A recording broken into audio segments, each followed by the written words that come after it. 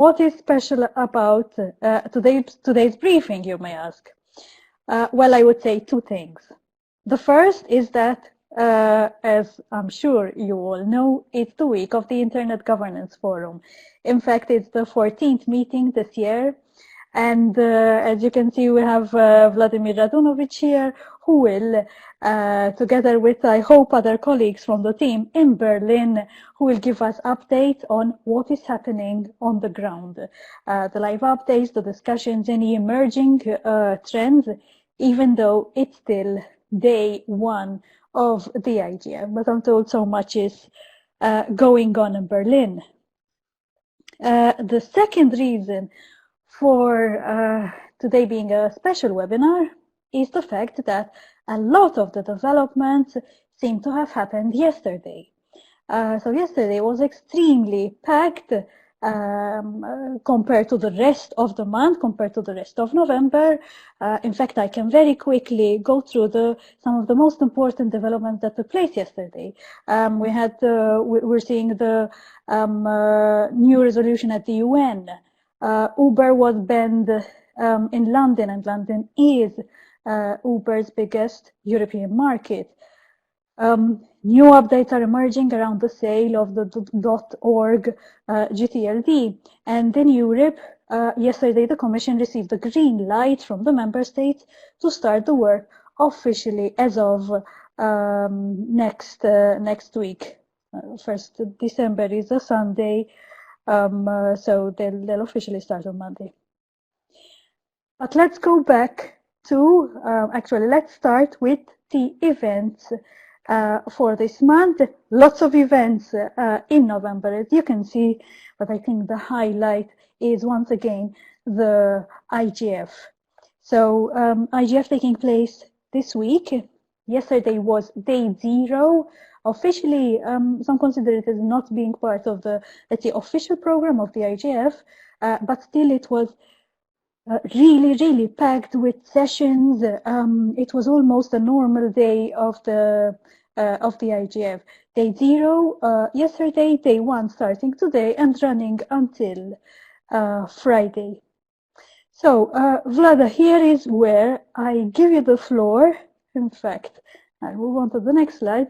Updates from IGF 2019. What can you tell us about what is happening there on the ground?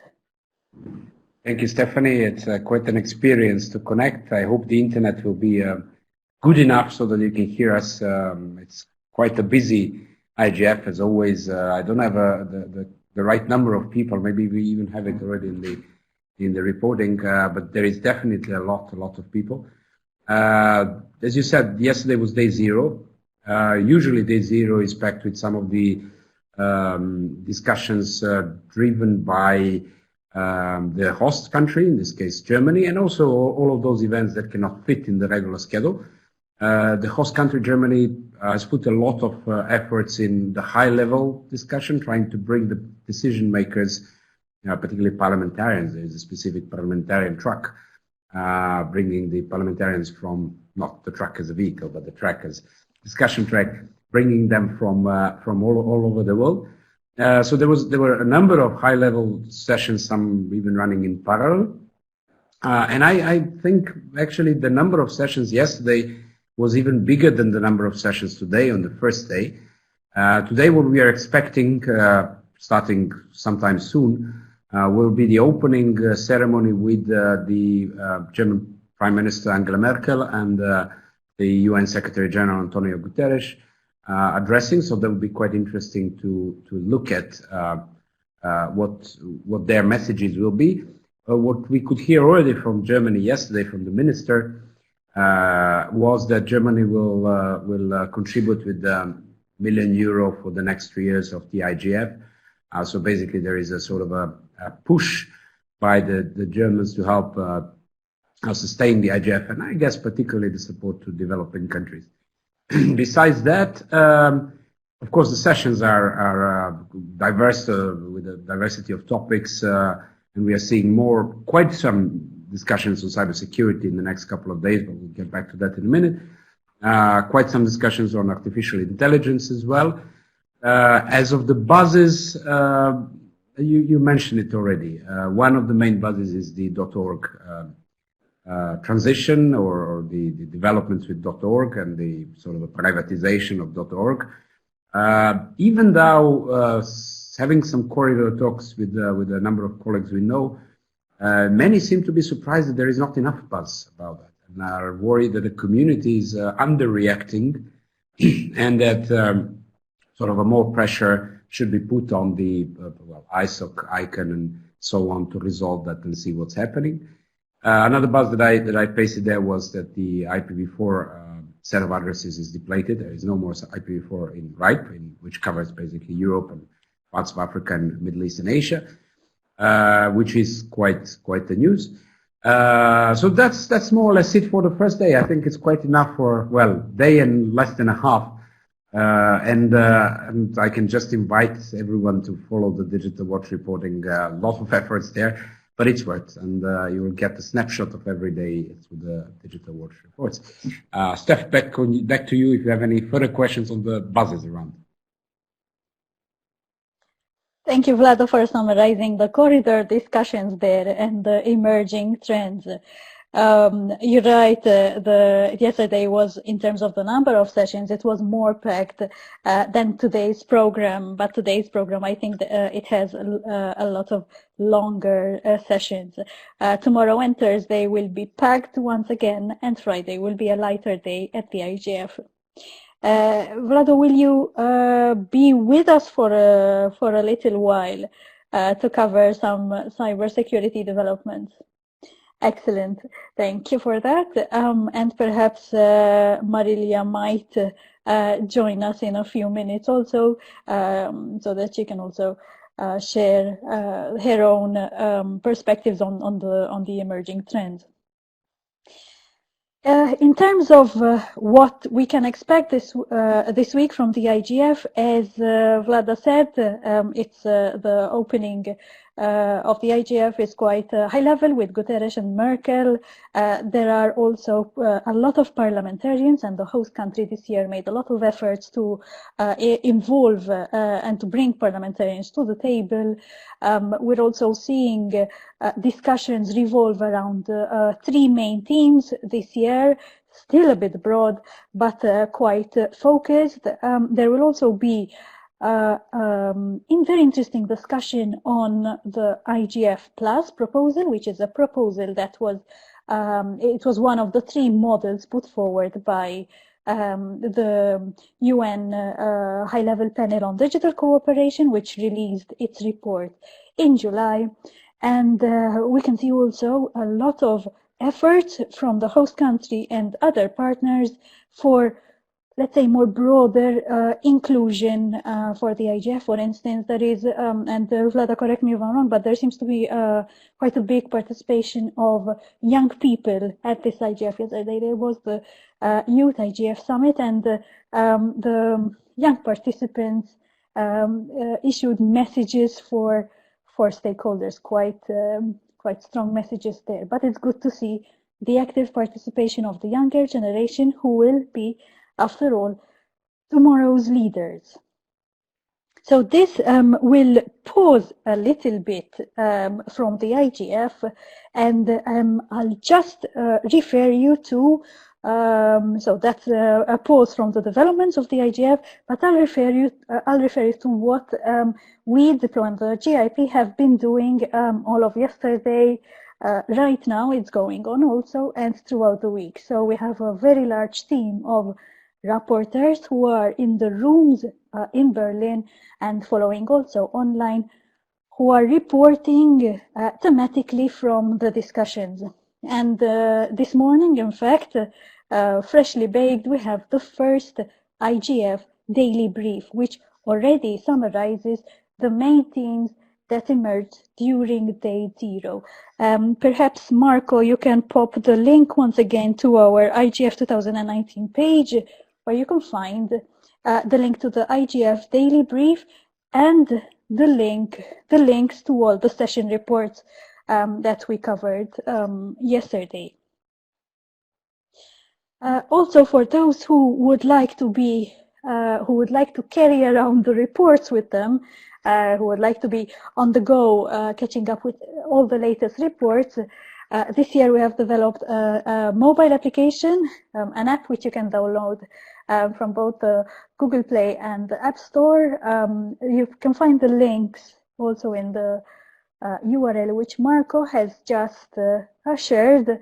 And I do encourage you to download this app because it really helps you keep track of really what is happening in each room. So it can't be, let's say, simpler than that.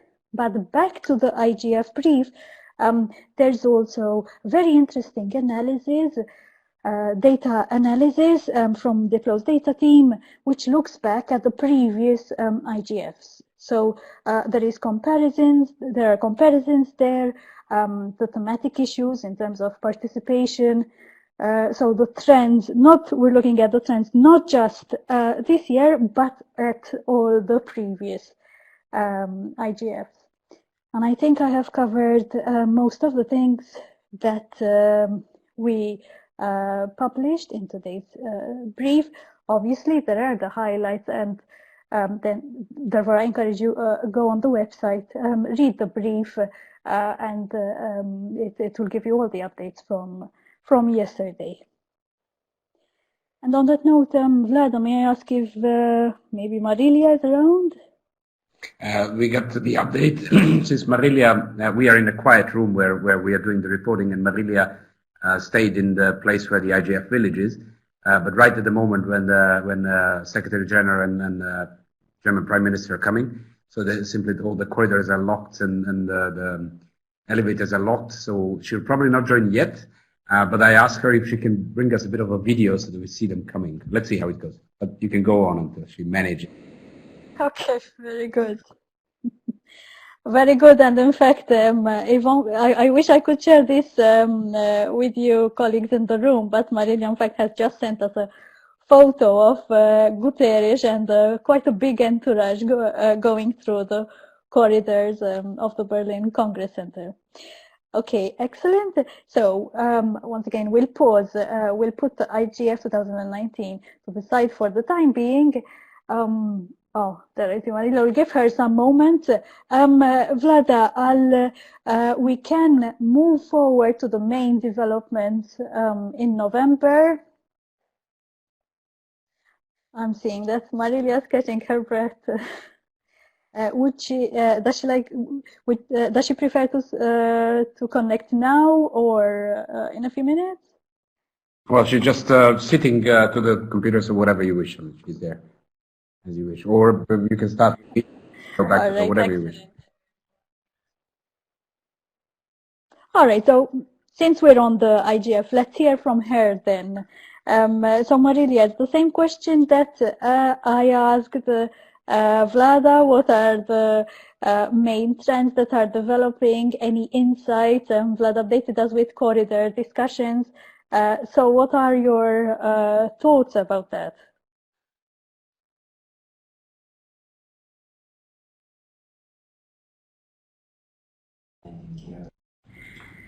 Thanks, Stephanie, and sorry for the delay. We had a blocking of the way because there was a VIP passing. We have Gutierrez here for the opening ceremony, so we couldn't go up or down, and we needed to wait for him. But the IGF started yesterday, very agitated. I think that day 0 has become really a day 1 of the IGF because the meeting was packed with sessions, some very interesting ones. Well, for a start, there were some very interesting calls being publicized or launched yesterday. The JustNet Coalition issued their manifesto. The World Wide Web Foundation published their principles that have been discussed for some time, and now they're calling for support. And the German announced a really substantive financial contribution to the IGF. And we hope that others will follow this financial contribution and that will strengthen the forum in the future. When it comes to infrastructure and technical issues, we saw a great prominence of discussion of how the emerging technologies that we are discussing so much here in the IGF, such as artificial intelligence and the Internet of Things, how we will have infrastructure in place to really enable them to be effective. And of course, 5G technologies were a big part of the discussions yesterday. When it comes to artificial intelligence, some sessions discussed how we can be not only consumers of this technology, but how we can enable people to really use it in their benefit, and the importance of education in this context was very much highlighted. We need to have educational systems that really adapt to this new scenario in which we have new technologies emerging and prepare the young people and the job market of tomorrow for these challenges. So a big emphasis was put on that. When it comes to economic issues, they were not very prominent in the discussions I found, but we are only in day 0, so perhaps we will see more sessions on that. But the importance of digitization on the economic context was really emphasized, and how this will really make sure that countries can benefit for the digital economy. When it comes to cybersecurity, I'm just opening my notes because I really didn't have time to really prepare for being here. So just to remind myself some points that I noted. Yes, when it comes to cybersecurity, an important point, as I connected when it comes to the first point, was the security of these emerging technologies that we are discussing. So how to make sure that the 5G is secure, how to make sure that Internet of Things devices are made secure, so they are not used for attacks. And some sessions highlighted the importance of having some sort of governmental certification of these technologies, such as creating a certification for AI that will flag to consumers that these devices are indeed have indeed been made secure for consumers. When it comes to human rights, emerging technologies were prominent again. So several sessions discussed yesterday how we make sure that these emerging technologies, such as artificial intelligence, they work to the benefit of human beings. How do we make sure that they're free from bias and other problems that will not exacerbate the divides that already exist in our societies? The importance of protecting marginalized groups and more vulnerable groups was emphasized too, such as protecting children online. There was a session dedicated to that. And how do we make sure that we involve young people more prominently in this discussion? They should be not only protected, but they should also be very active actors when it comes to the moments of divides in the laws of the future, because these laws are as well being targeted at them, that will be the users of technology of tomorrow. When it comes to legal issues, interoperability was one of the key points that sessions touched upon. Not only legal interoperability, making sure that different frameworks of regulation are aligned, but also interoperability when it comes to technologies and platforms, and the development of mechanisms to make sure that the collaboration between law enforcement, for instance, and other national bodies are in place, so we can overcome the tension between a global internet and a world that is still divided into different jurisdictions. Well, the development issues were of course pretty much touched upon, and there were some difficulties to ensure that the technology works when it comes to fostering development. Digital inclusion depends on things such as the availability of content in local languages, the need to prepare the workforce to achieve and to master digital skills was again emphasized in the context of discussions on development. And there are concrete proposals emerging that a sort of a tax is charged when it comes to big internet companies that will put aside some revenue for retraining and reskilling part of the workforce. Last but not least, there were discussions on the framework and the architecture of internet governance, discussion on principles.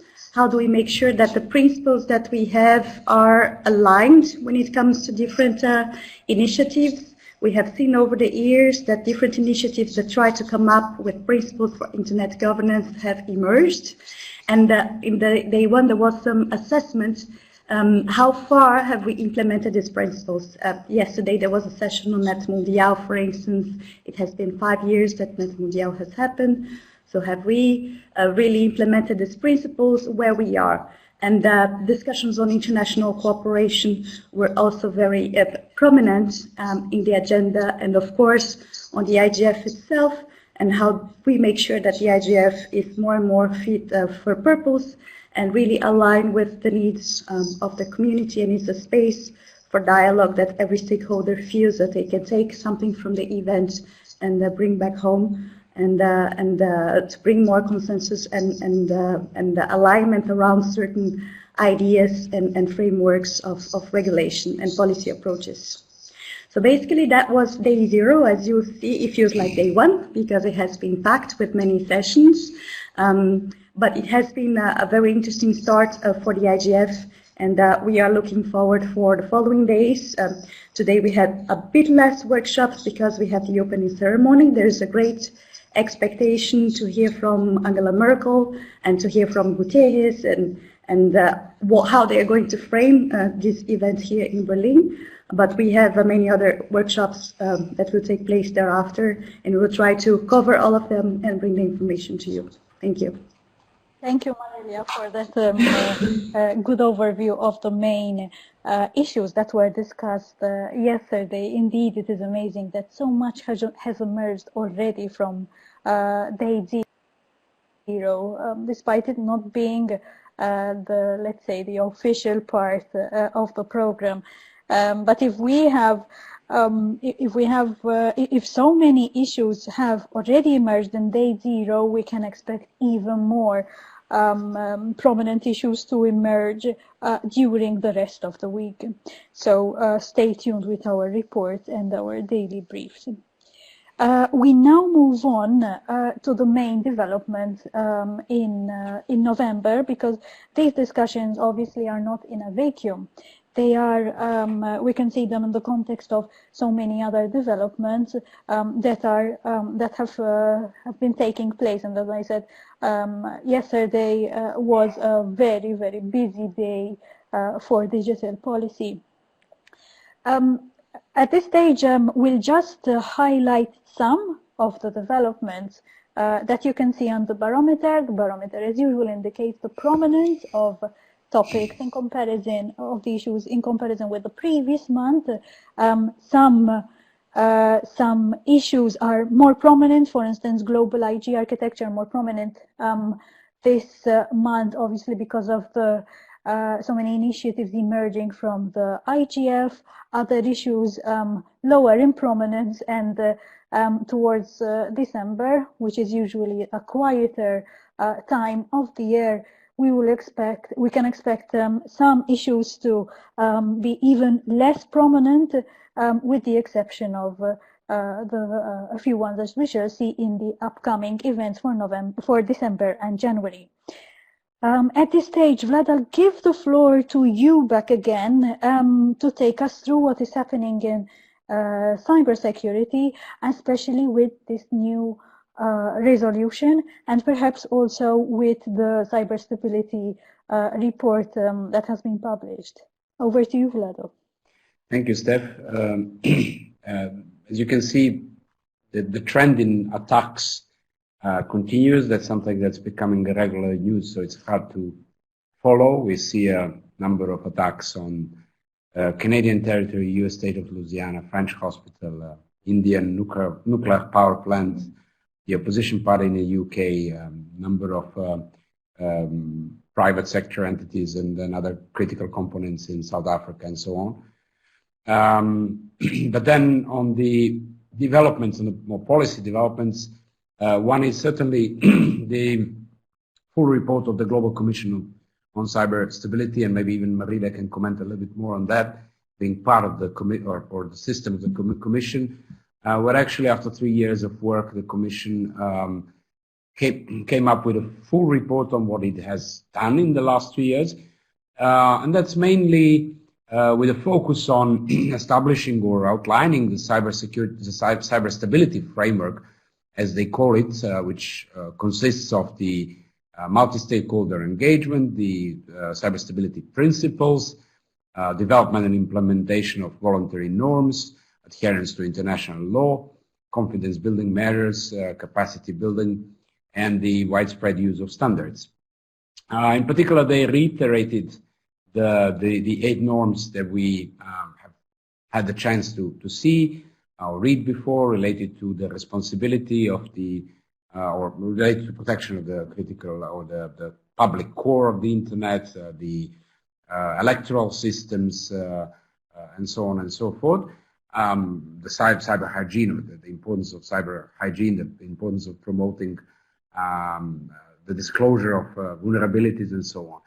But then there are also a number of principles which were in a way outlined by the Commission, and in particular the responsibility of all the actors for the stability of cyberspace, the restraint of the states to take actions that endanger the stability of cyberspace, the requirement to act, both for state and non-state actors, to take appropriate steps to ensure the stability of cyberspace, and then the respect for human rights. So in the whole discussion that we keep the efforts to ensure this stable cyberspace while respecting human rights.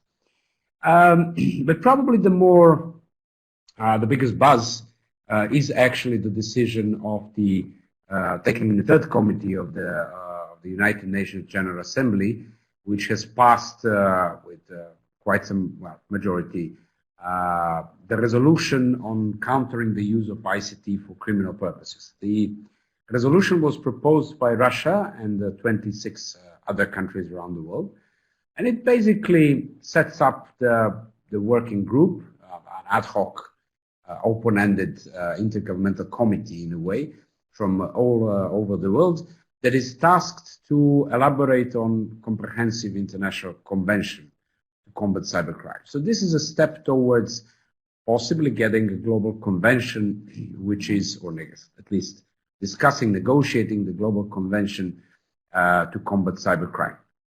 The resolution builds up on something that we have seen years ago. And in 2017, Russia has published, again with a number of partners, basically proposed the draft convention on countering cybercrime. And that draft has been public for quite some time, so it is not a surprise. It is not a surprise even this resolution has been around for some time and buzzing. And if we look a little bit, well, even maybe a couple of days ago, we actually had the BRICS summit in Brasilia, which resulted with a declaration where, among others, the BRICS countries supported both the group of governmental experts and the open-ended working group dealing with cyber norms discussions. But the declaration of BRICS clearly mentioned that it supports also other measures of and frameworks for cooperation among the states, including a possible universal binding regulatory instrument on the criminal use of ICTs. The focus of this discussion is on combating crime. It is in relation to the norms and the responsible behavior in some extent, but it's a different process. As you can see, it's in the third committee as well. Now, the criticism, there was quite some campaign from the US and its allies and basically the Western set of countries against the resolution in particular, which leads towards leads into the process of discussing and negotiating the global agreement. The Western countries are open proponents of what we already have, which is mainly the convention, the Budapest Convention on Cybercrime by the Council of Europe, which has shown to be quite efficient in capacity building, in harmonizing the national laws across the world, not just the Council of Europe states, but about 60, 70 states around the world that have adopted or ratified the convention. And they basically underline that this whole effort is draining the energy from the practical work and from the discussions about the norms and responsible behavior.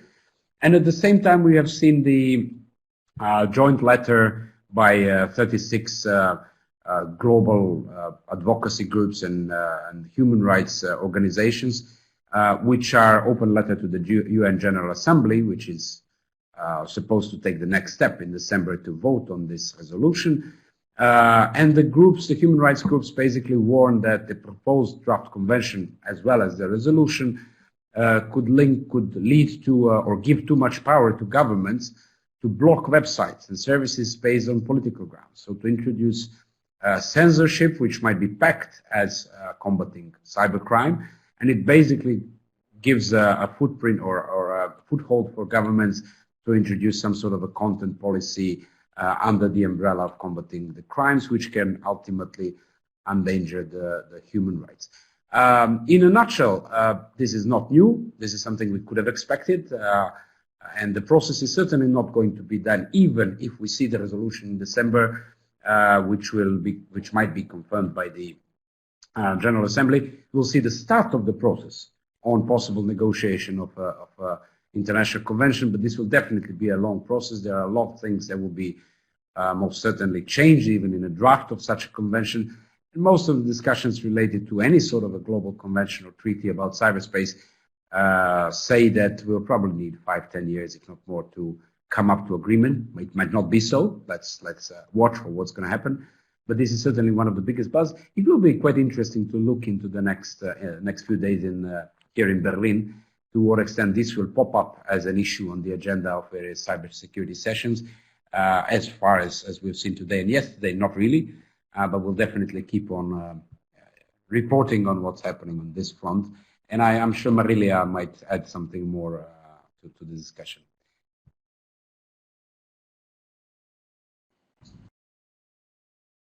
Oh, actually, I have a fresh update on that, because I was just reporting from a session in which we had the Council of Europe, and they were asked exactly that. The moderator asked what is the reaction from the Council of Europe in the face of this new initiative. And what they said is that they see that the UN is the adequate place to discuss a framework that would be binding for all countries, so they don't see the UN as a forum in which these issues should not be discussed. However, there were many discussions on a cybersecurity treaty years ago, and it was clear at that moment that there was not enough agreement between countries to move an international treaty forward, and that was one of the reasons why the Council of Europe decided to act as a group on the side and propose the Budapest Convention. And from his perspective, there is no consensus right now to move this discussion forward. Therefore, to propose something like this in the UN right now, although it's the adequate venue, it would be divisive between member countries, and he even mentioned that he is afraid that a mood such as what happened in the ITU convention, that meeting that ended up in a clash and a division between developed countries and developing countries, Russia, China, that would repeat itself in the UN, and that would not be something positive for the future. They all mentioned that this is not a given yet. It needs to be voted in December in the General Assembly, but if they do start negotiations of an international treaty, there was, at least in this room, a general agreement between the Council of Europe and other speakers that will be highly unlikely that we would see a treaty indeed approved in the near future. So this is something that will probably stay with us for many years if the General Assembly does approve that. Thank you, Vlad and Marilia, for the update on the resolution and the reaction of the Council of Europe. And Vlad mentioned the first session of the 6th UNGG, which will take place in the second week of December. So that is in fact one of the let's say most important events in December, and it is something that we will cover when I say it's the digital world, so you'll find updates on that also on the observatory. It will also be interesting to see other reactions during the week related to this this development on the resolution, and other reactions from perhaps other entities in relation to it. We'll move on to the other updates, and I'll focus very quickly on the two updates that you can see under the e-commerce issue. The first one is that on yesterday, actually, the Uber once again was stripped of its London license once again, because if you recall, this has already happened in 2 years ago in September, but eventually Uber managed to persuade the judges for the license to be renewed, and in fact it had awarded a 15-month license. This time it appears to be more serious because of the let's say allegations. Transport for London said that over 14,000 trips were made by Uber drivers who had faked their identity on the firm's app. Now, obviously, if you're booking a ride and you're relying on the fact that the person you see on the app is actually the person who is picking you up, and it turns out that it's not the case, obviously there are safety issues there. So Transport for London, which is the entity in London responsible for the licenses, said that this was quite a big risk, and it had already informed Uber. It had already identified some failures for Uber, but it seems that the license now once again will not be renewed. Uber can appeal, but this time, as I was saying, this time the reasons for the non-renewal are a bit different. It still begs the question, it still makes us wonder whether this has anything to do with the pressure on authorities on Transport for London from other taxi companies. This is the ongoing question being faced by regulators regarding licenses of transport companies. And we're also seeing that there are more developments on digital taxes, on taxing, on developing a global, possibly global tax on for the giant tech companies. There was a reaction, well, more than one reaction, but India has publicly said it is unhappy with the OECD tax proposal.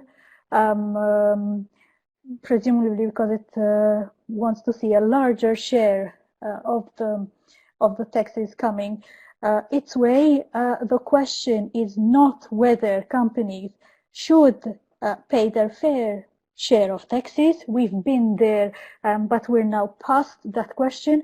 Rather, the question is how should the allocation of taxes be agreed upon basically between the countries. So literally how to cut the cake and what the portions should be.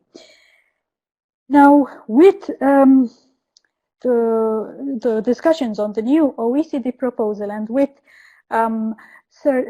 new developments by, for instance, the Czech government and the Canadian proposal, we're seeing that it's something that we have been seeing in the past months, but we continue to see is that countries are becoming quite jumpy, quite frustrated with the fact that the discussions at OECD level, so the global discussions, are taking long. So what we have been seeing is that countries are unilaterally proposing their own taxes at the national level, some of them introducing sunset clauses that basically say that the tax expires if there is let's say a global agreement or a regional agreement, but basically countries are not willing to wait for so long. So what we can expect is that there will be more discussions on the OECD tax proposals, but also other countries will move forward the go it alone approach, and we can also expect the development at EU level. And the EU also said that it will develop its own tax if the agreement on the OECD level fails. So that's a summary of the economic developments there, and we'll move on to the infrastructure update, and especially the fact that the .org TLD was sold to the private equity firm, which raised a lot of concern. So usually infrastructure is not as prominent as the other areas, but this month this has caused quite a storm. Marilia, I'll give the floor to you. Maybe you can tell us more about what is happening and if there are any reactions in Berlin to this, because we're expecting quite a few discussions there. Thanks, Steph. Yeah, it is true. The news of this sale broke a little bit before the IGF. So we expect that the sessions that are dedicated to infrastructure, especially domain names, will touch upon this point. I personally heard corridor conversations so far, but not necessarily the point being raised in a panel. But it is an interesting development because of the importance and the symbolic weight of the .org. It is not only one of the largest top-level domains that we have in terms of number of users, but it has historically been seen as the home of the non-governmental and civil society associations in order to host their websites. So there is quite of a reaction coming from civil society with regards to that. So the PIR, the Public Internet Registry that administers .org, has been sold from the Internet Society. Now it's passing into the hands of Ethos Capital, which is a private equity firm. Many people are sort of raising conspiratory theories that this is a move related to the fact that .org will not have a price cap anymore, so Ethos Capital will be willing to raise prices in .org. The Ethos Capital has issued a statement saying that this is not true. Traditionally, the prices under .org has been kept in a very low level, considering that there are a lot of non-governmental organizations that host their websites under .org, and Ethos Capital has committed to raise the prices in a very slow manner, raises of 10% when it comes to the price of hosting their domains. So we will not expect surges in prices there. And they have also tried to reassure the community by saying that all the public interest reasoning of the .org will continue to be maintained. .org has tried to raise awareness when it comes to safe internet use among the internet community, and they committed to continue these activities that have been promoted under .org, to put in place a board to administer .org. So they're doing a pretty good job of trying to give assurances to the community that nothing much will change there. The reactions are calling ICANN to withhold the transaction and to try to intervene. There is certain controversy if ICANN is in the position to intervene in the case or not. But some parts of the community would like to have more time to analyze the transaction and really make sure that this is in their best interest. And some people are raising the fact that it's not really important who controls .org.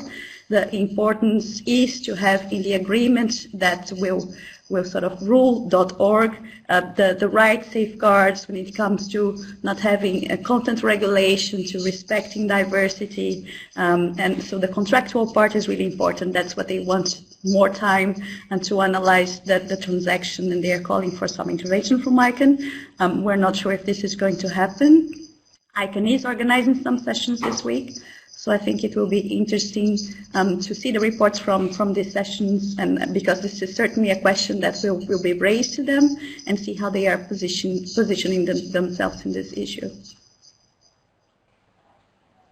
Thank you, Marilia, for that update. So once again, we'll look forward for more developments related to that during this week.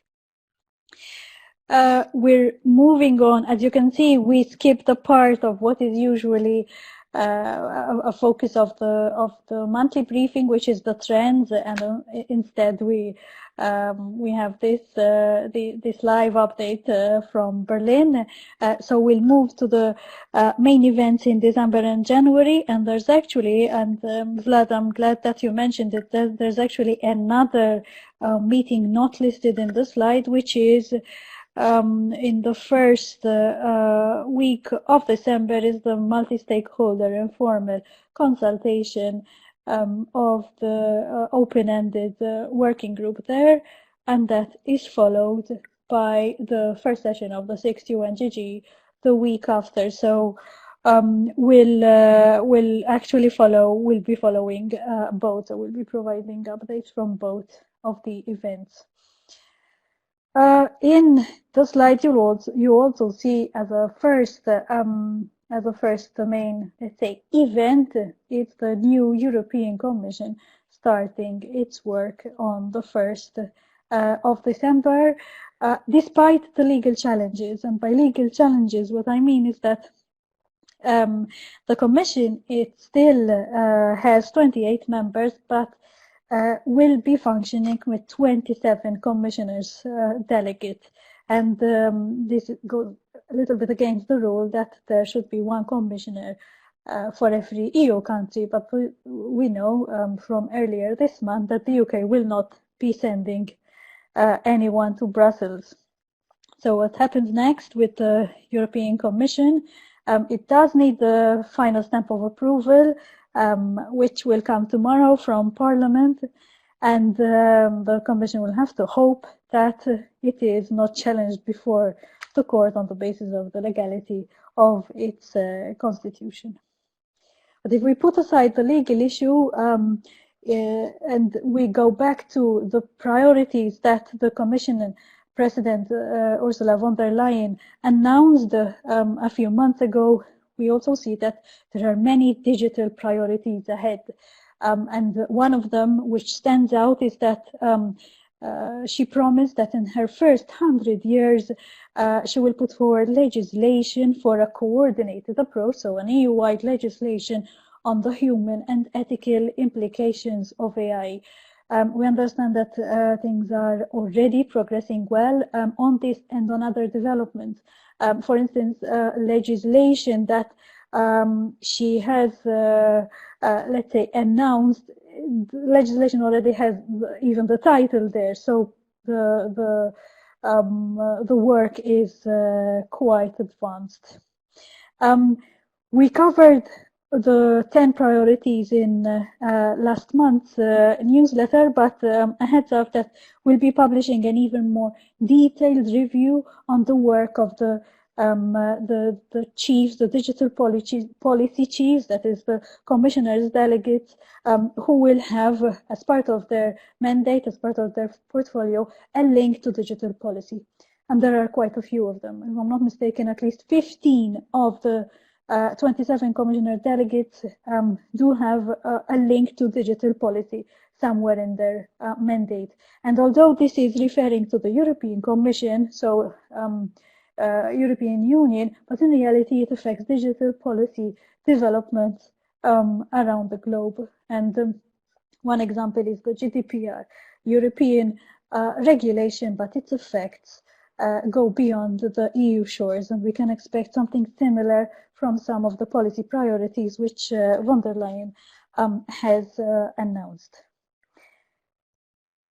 Next step is for me to remind you once again of what you can download as tools, how you can follow the IGF, so the reporting and the daily briefs you heard a lot about, and the application, the mobile app, which you can download from the link, our IGF 2019 page. And for those of you who are in Berlin, who are following in Berlin, please do pass by at the booth to meet our team. So Vlad and Marilia are in Berlin, but there are also other colleagues from Diplo and the GIP in Berlin. So we have quite a large team there. Next week, and Vlada's pointing out that there will be some nice gifts. That's also a good reason to visit the booth. Next week, we will be publishing, hopefully on Monday, the final report from the IGF. So it will summarize all the discussions in one report, and we will also have the November newsletter in both English and French available next week. Before I give the floor to Andriana to take us through the regional developments, just one alert that, as usual, we pause in December for briefings and we resume again in January. But I'll come back to this at the very end. At this stage, I think we'll give the floor to Andriana to take us through the regional update, and I can mention also that Andriana is in Berlin with Vlada and Marilia. So Andriana, over to you. Hello everyone, not only am I in Berlin with them, I'm also in the same room as them. We're all in the quiet room trying to really focus on delivering this briefing as well as possible, as it is very busy in Berlin. So thank you for the roundup of development, Steph and Vlada and Marilia. Thank you for the questions, and now we have the regional updates. So first we have Amrita. Amrita will give us the updates from Asia, specifically on ASEAN-China Summit, developments from China, Australia, and India. Amrita, over to you. Hello and welcome to the regional update from Asia for the month of November. This month, at the 22nd ASEAN-China Summit held in Bangkok, both sides reiterated their commitment to promote peace, stability, prosperity and sustainability in the region and strengthen cooperation in the digital economy. At the same event, a joint statement was released by the ASEAN leaders reaffirming commitment to advancing the rights of children. Now news from China. In China, the regulator has announced a crackdown on apps collecting data illegally. For the first time, China has used blockchain-based digital evidence in a criminal court. China has recently passed a new encryption law that highlights cryptography as a strategic priority. In Australia, the Department of Industry has released a set of 8 artificial ethics principles as a part of the country's plan to develop the AI ethics frameworks. The E-Safety Commissioner, along with New South Wales Police Force and the Crime Stoppers, has launched a campaign to combat online child abuse. The Australian Department of Home Affairs, together with Australian Signals Directorate and Australian Cybersecurity Centre, published draft guide securing the Internet of Things for consumers, and the public consultation is open till 1st March. At the Paris Peace Forum, the External Affairs Minister from India, Mr. S. Jaishankar, has called for coordinated action by nations to act against terrorism and extremism online. The GSMA has released a report on the power of mobile for digital transformation in Pakistan. That's all from me this month. Thank you. Thank you, Amrita. Next, we have Dennis Ponchamdol, who will share the developments from Africa. Dennis will update us about the ISOC efforts in Democratic Republic of Congo and an e-health related developments from Mozambique. Dennis, over to you. Greetings to everyone. This is Foncham Dennis with Internet Governance updates for the month of November for the African region. I start in the Democratic Republic of Congo, where on the 6th of November 2019, the Internet Society and the Internet Service Providers Association of the Democratic Republic of Congo launched a new Internet exchange point called Lumix in Lubumbashi, Democratic Republic of Congo. The Internet exchange point will improve Internet speed, reduce access cost, and improve Internet users' experience by keeping traffic local.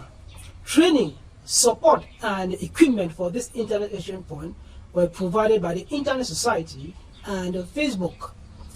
While Michuki Mwanji, Senior Development Manager for Internet Society Africa, said they intend to change Africans from consumers to creators and inventors by having 80% of local traffic and just 20% of international traffic.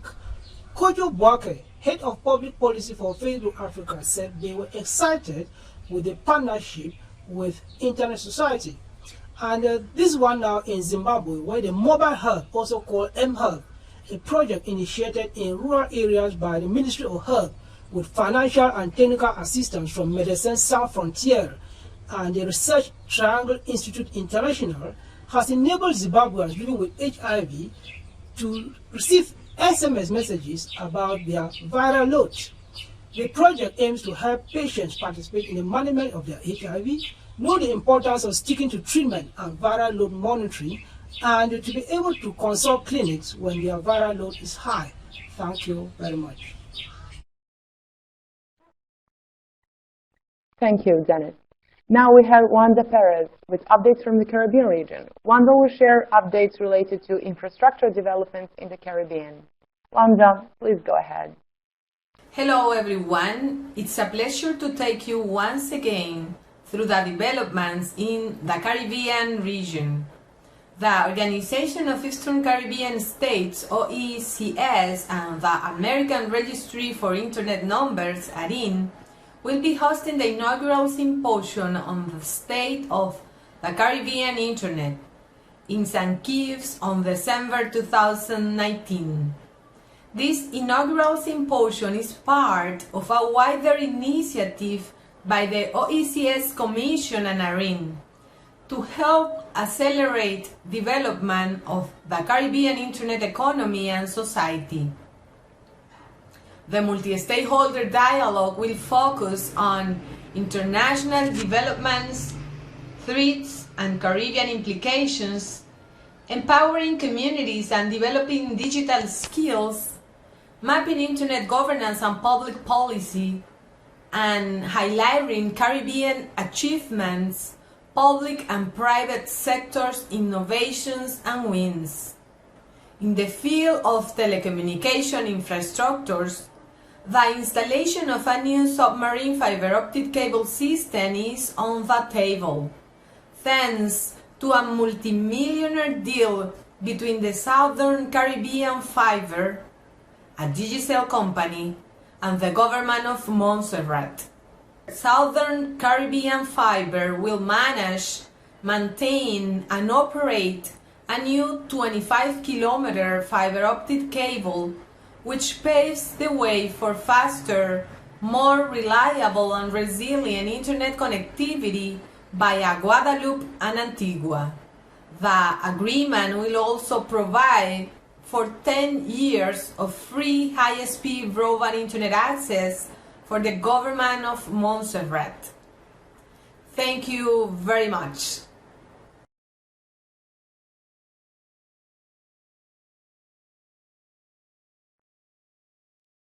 Thank you, Wanda. At the end, we will hear from Hanan Boujemi with updates from the Middle East and North Africa. Hanan will update us about internet shutdowns in the region and the launch of a telecommunications satellite in Egypt. Over to Hanan. Hi, good morning. My name is Hanan Boujemi, and I'll be bringing you debrief from the Middle East and North Africa for Diplo special edition that will be broadcasted during the IGF. To start with, there has been a major internet shutdown in Iran for 5 days, and it was confirmed by the Minister of Communication, Mohammad Javad Azari Jahumi. He confirmed that the government indeed suspended internet service amid widespread protests in the country that were triggered by cutting subsidies from fuel prices. Now, the internet service providers were instructed to shut down the internet by the National Security Council. Jahumi told the outlet that the necessary follow-ups have been underway since yesterday to restore internet connection back, and they're allowing the companies to reestablish the internet but he denied that the country is deploying its national internet, a subject that has been discussed in the IAG Fora for the recent years. A news that's worth covering from the regional perspective as Egypt prepares to launch its first communication satellite into the orbit. So this could be a very good news for internet connection and for accessibility in general for the region. So Egypt, they were meant to launch the satellite last Friday, but I heard the mission didn't take place, and then a reschedule happened yesterday. So the first communication satellite it's a move, that will improve communication infrastructure and internet services, and will attract investments to Egypt specifically and the region generally. So this satellite will provide a parallel communication network alongside the current land network and a strong telecommunication infrastructure for the whole region. And this is this is a statement by the executive director of the Egyptian Space Agency, Mr. Mohammed Al-Kusi. Thank you for listening into this very brief session, and I'll hope to see you all during the IGF Berlin 2019. Thank you very much.